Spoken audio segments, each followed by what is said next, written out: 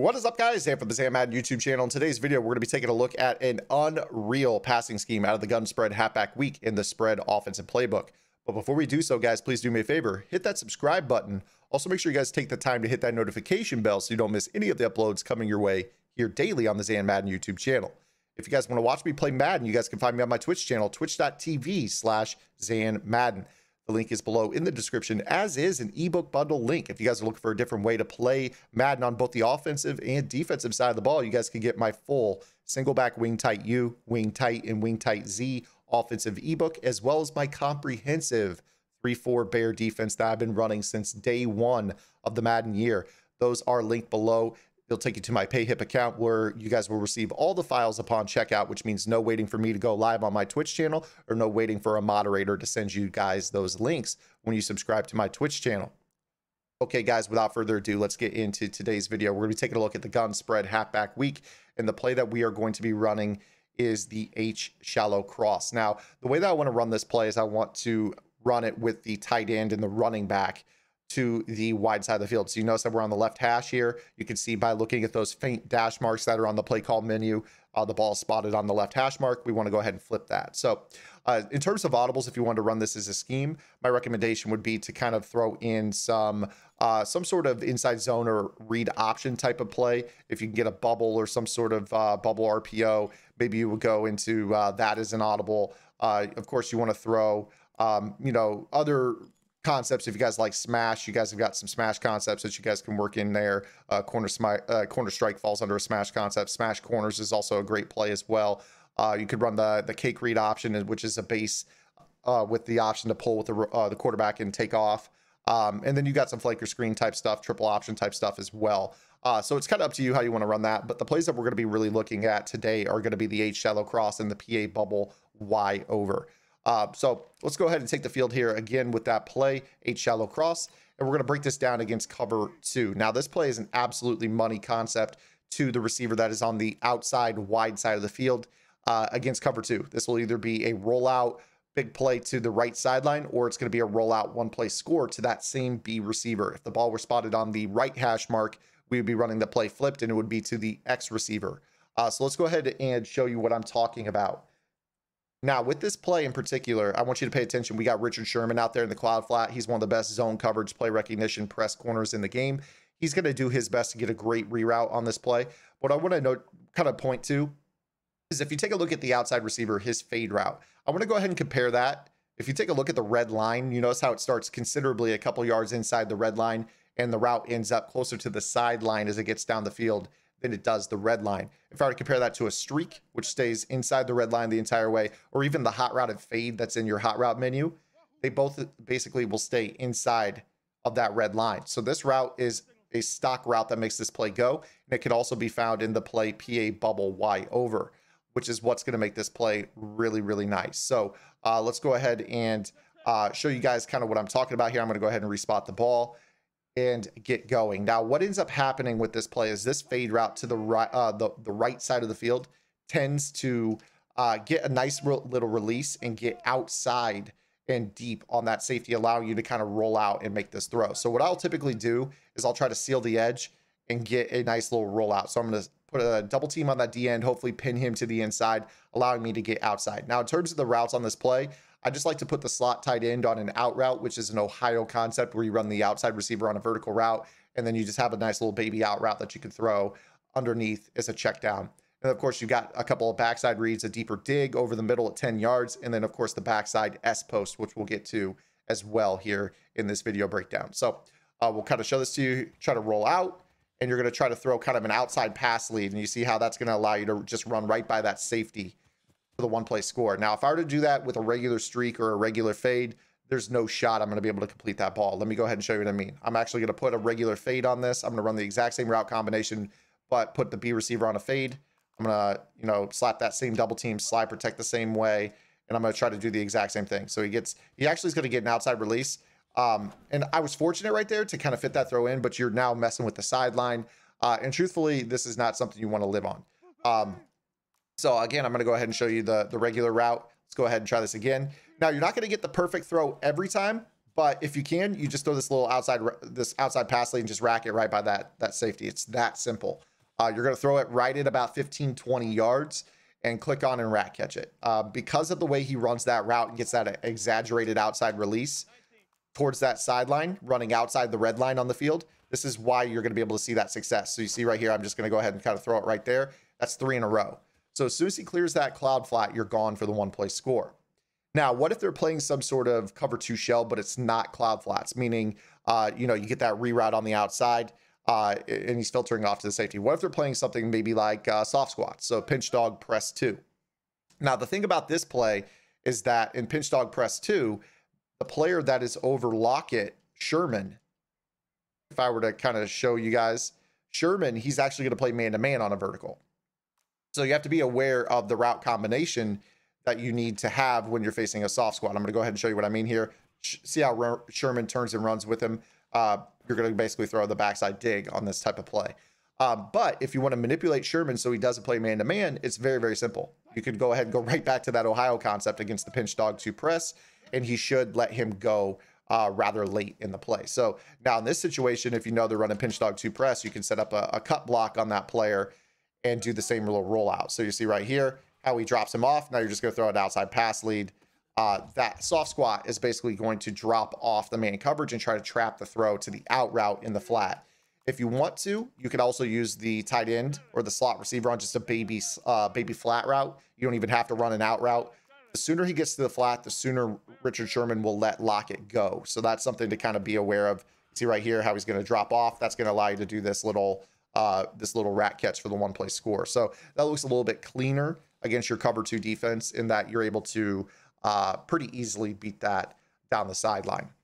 Now, let's go ahead and get into the other things on this play. Let's say that they're in cover 2 and they're prepared for the rollout to the right side. So let's say for whatever reason you decide that they're playing that route. They're usering over there. Let's say that I don't even know how to really mimic it. They're basically going to take this middle linebacker and they're going to play over there in that spot, right?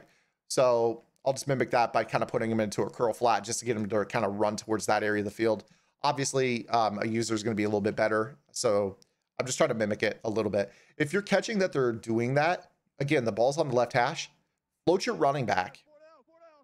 I like to float my running back to the weak side with a manual motion, and then I'll flip the play because you won't notice any difference.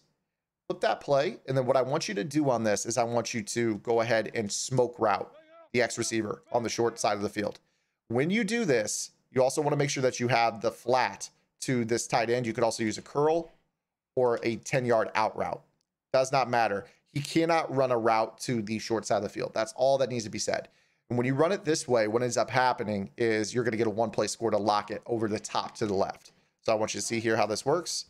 We're going to go ahead and try to play this as long as we can. Notice the guy bites down, and we're going to throw back all the way over the top. Now, ideally, you want to be able to roll out and pull that safety down a little bit further. So let's go ahead and set this up again here and kind of show you. So again, I come out in my route combination looking something like, this. And then if I have a feeling that they're about to try to defend the route to lock it on the rollout to the right, I'll flip the play or motion and float the running back. And then I smoke screen this guy X. And then I'm going to set my rollout to the short side of the field. You got a nice little underneath concept. You're going to roll out. And then you're going to throw this throw all the way back over the top of that deep half safety for the 1-play score. So pretty easy to do that. And the nice thing is when you flip the formation, no receivers move, nobody readjusts to tell your opponent any tells. So again, we'll go ahead and show you what I mean here. If I wanted to, I could go ahead and float the running back, then flip the play. Nobody moves, then smoke screen the X receiver. Then you can set your, your cut block or whatever. And depending on the reroute of the B receiver, that's one thing to kind of pay attention to as well. Depending on that reroute of that B receiver, that safety number 20 Ward might be able to get back a little bit. It just depends on where the cloud flat jams that receiver on the post route, that S post. But again, as you notice this, I'm going to do this time and time again. I put that A receiver on a flat so he doesn't cross the field. I flip the play, then smoke screen the X receiver. Your setup looks like this. Now just watch Lockett. Just depends on how he gets jammed. See right here, he got jammed kind of to the inside a little bit. I'm going to get hurried here. Unfortunately, Bosa just made work of my running back, so I couldn't get that cut block and get outside. But you see how that safety starts to bite down. That's the big part. So you set up your route combination like so. I'm not getting this cut block on Bosa at all here. There it is. Now right here, you can kind of roll out and throw that ball all the way over the top. And of course, a bigger arm quarterback, you're gonna make this throw a lot more consistently. Dash and dead eye, you're gonna be able to make that throw pretty consistently as well. Now, here's the beauty of this formation. You could do the exact same thing on the other hash. So what do I mean by that? Let's say I wanted to, let's say for one reason or another, I float my running back. Float him around to this side. And then I determine, okay, I want to flip the formation. And then I say, okay, I don't want the S post. I want to go over the top on a different play. You could go straight to the play PA bubble Y over, which now puts a skinny post on the far side of the field to lock it. I want you to watch how this play works. So again, we're going to do kind of a similar thing here where, you can do whatever you want in terms of, as long as you don't have a route releasing vertically on the left side, you're going to be able to run this play over the top. So watch lock it again here. Get a double team on Bosa.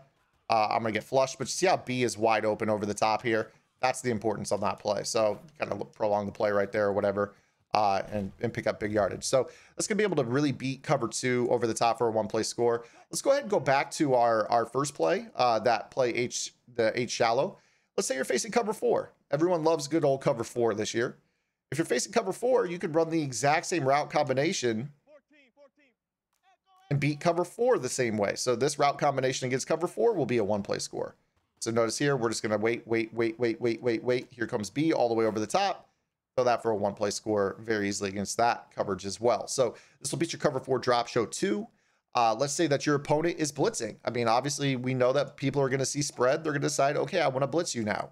If they get into that whole blitz thing where they're base aligning and they're trying to blitz everyone, pinch the linebackers, contain, that's going to be where you can start to get into some of the more like read type stuff. So, get this ball out, throw those bubble screens. Now, obviously, a tight end like Disley is not the guy, but if you guys play Mutt, that's going to allow you to do that as well. Let's say that they're playing, that heavy blitz meta, and again, they're pitching those linebackers contain. Maybe they're playing the running back or whatever. That's what I love about these RPOs is that they're actually triple options. So if they crash, you can actually use your escape artist quarterback and turn this into a true triple option and run with your quarterback. So you can actually read the man. You don't have to throw the bubble. It's a true triple option, and all you need is an escape artist to make that work. So no matter what you're facing, let's say that you're facing, your cover 4 blitz everybody. If they ever crash on that running back, you can just basically pull it with the quarterback and go, right there, you would obviously throw it to the outside because there's no flat defender, but you're going to be off to the races with your quarterback if they don't stay home. So this will help open up the run game too, in that you can actually pull and run with the quarterback. So, now in this situation where if they decide to, for one reason or another, stay home on the quarterback, this allows you a little bit better, hopefully, to run the ball against these types of sets. So because they're going to stay home on the read man right there, this is 5 blockers against 5 defenders in the box. Or I'm sorry, that's 5 against 6 rather. But you're hoping to get the front side blocks if you can as well. So you could actually hand that ball off to the running back or throw the bubble depending on what they want to do on the perimeter. So this will help kind of open up the passing game a little bit, or the running game a little bit as well. In terms of the rest, smash corners, I talked about how I like smash because it's one of those formations or those plays where you can get those easy rollout corners. You don't necessarily have to use motion on this type of play because the running back is already equipped to run the seam route, which is going to help pull that safety to the inside, allowing you to deliver these rollout corners to that tight end right there. So you see right there, that's a nice little throw you can make as well with a check down to the hitch underneath. This is just a nice little formation overall, in my opinion. And there's a lot to like in this spread playbook. You get into some of the other spread stuff. This play right here is my single favorite option or RPO in the game, this little triple option, because you're going to have the ability to kind of throw the ball out wide to your flanker rather than having a tight end on a bubble. You could audible into that. So there's a lot in this spread playbook that I like. I wanted to do a little mini scheme out of this, something that you could easily beat cover 2 and cover 4 shells, since those are the most popular zone coverage shells that a lot of players are running in Mutt right now. And just kind of give you guys something a little bit different that you guys can look at. I know a lot of you guys are kind of sick of the Raiders stuff or sick of the Washington stuff. This is something that is in a spread playbook. So go ahead and give it a look. Hope you guys liked the video. If you have any questions, comments, concerns, or complaints, be sure to drop those below. And we'll see you guys tomorrow with our next upload. Until then, this is Zan. Get in the lab and good luck.